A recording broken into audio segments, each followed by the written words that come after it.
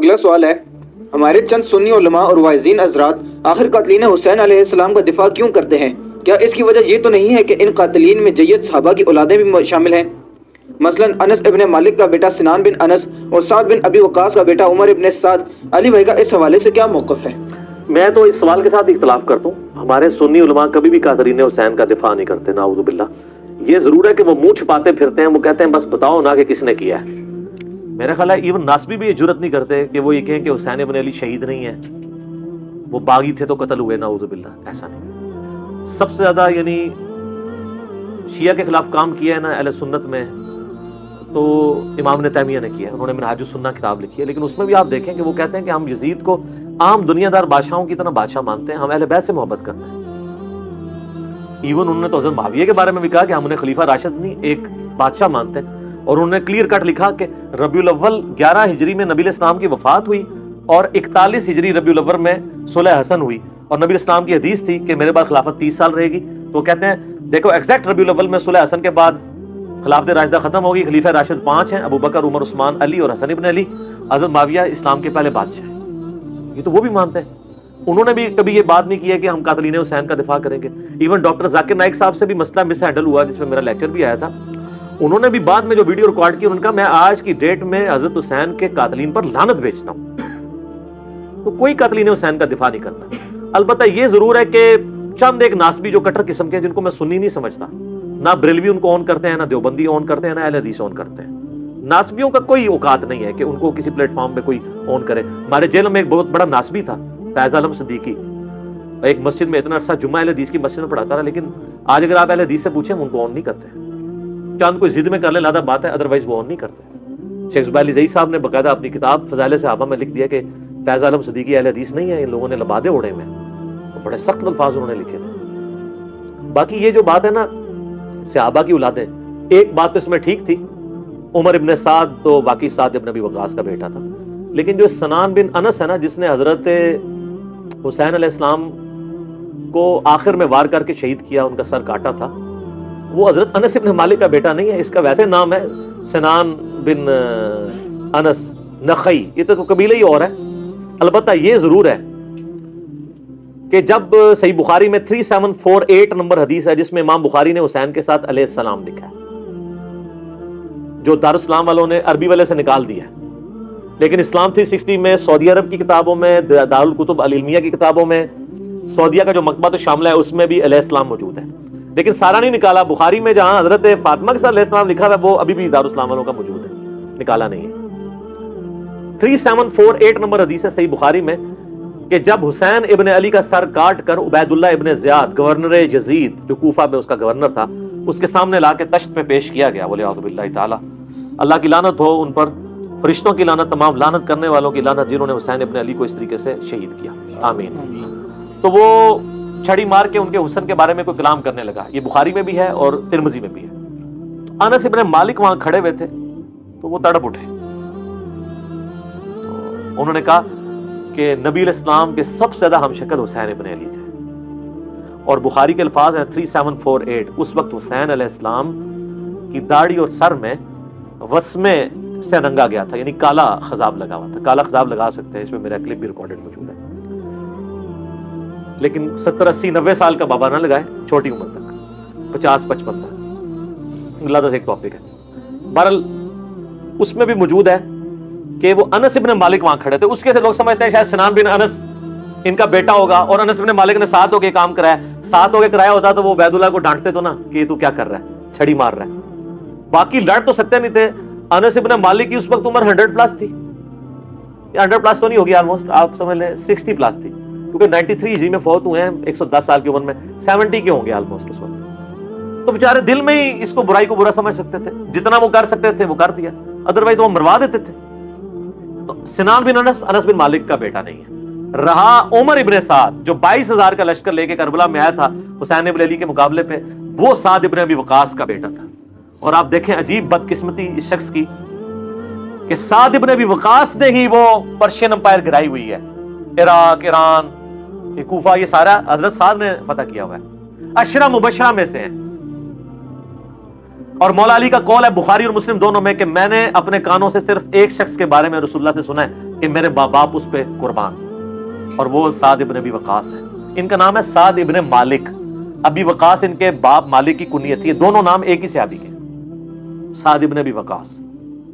مولا علی جن کے بارے میں کہہ رہے ہیں کہ ان پہ نبی اسلام نے اپنے ماں باپ جمع کیے ہوئے ہیں، اور نبی اسلام کے رشتے میں معمول رکھتے تھے. 10 جنتی خوش نصیب صحابہ میں سے، اور بدری اصحاب میں سب سے آخر میں یہ فوت ہوئے ہیں حضرت معاویہ رضی اللہ تعالیٰ کے دور میں 56 ہجری میں. ان کے بعد کوئی بدری صحابی دنیا میں نہیں رہا تھا. بدری صحابی ایک بہت بڑا ٹائٹل تھا. یہ سب سے آخر میں فوت ہوئے. پوری زندگی حضرت معاویہ سے ان کا اختلاف رہا تھا اس مسئلے میں جو حضرت علی کے ساتھ ان کے معاملات تھے، سب و شتم والے. یہ بندہ ہمیشہ ڈٹا رہتا تھا. میرے پچھلے دنوں کلپ بھی آیا نا اس حوالے سے، کیا صحابہ کو گالی دینے والا کافر ہو جاتا ہے. اس میں نے ان کے حوالے سے حدیثیں صحیح مسلم سے بیان کی ہیں.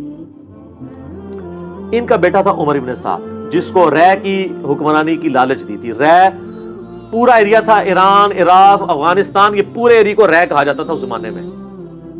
اتنی بڑی حکمرانی کی، گورنری کی لالچ دی یزید نے عبید اللہ ابن زیاد کے ذریعے. باپ دیکھ لو سعد ابن ابی وقاص، جو مولا علی سے محبت کرنے والا، سنن نسائی الکبریٰ میں موجود ہے. 2 تابعین ملنے آتے ہیں سعد ابن ابی وقاص کو اور کہتے ہیں، سعد ابن وقاص ان کو پہلی بات یہ کرتے ہیں کہ میں نے سنا ہے کہ تم حضرت علی کو گالیاں دیتے ہو. ان کا معاذ اللہ، ہم کیوں دیں گے؟ تو انہوں نے فرمایا یہ بنو امیہ کے لوگ اگر میرے سر پہ آرا بھی رکھ دیں اور میرے 2 ٹکڑے کر دیں اور مجھے یہ کہیں کہ میں حضرت علی کے بارے میں کوئی نازیبا جملہ نکالوں، تو میں سعد کبھی بھی ان کے بارے میں کوئی جملہ نہیں نکالوں گا جو کچھ میں نے رسول اللہ سے علی بن ابی طالب کی شان میں سن رکھا ہے.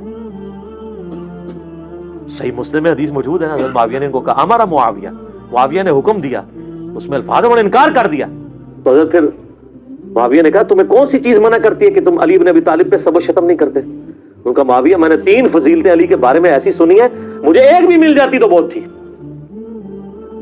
پھر انہوں نے کہا وہ پہلی فضیلت غزوہ تبوک کے موقع پر علی کی میرے ساتھ وہی نسبت ہے جو ہارون کی موسیٰ کے ساتھ، مگر میرے بعد کوئی نبی نہیں.